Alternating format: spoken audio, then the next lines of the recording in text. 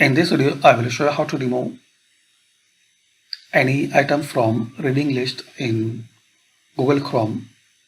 So firstly, click on this icon for reading list. Here you will see a site of list which you added before. To remove, move cursor here. Here is the two section, unread and page you are read.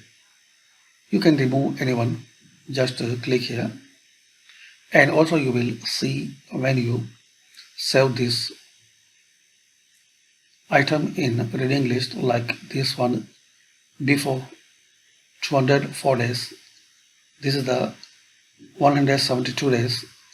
So to remove, just click here like this. So thanks for watching, and this way you can remove item from reading list in Chrome. Thanks for watching.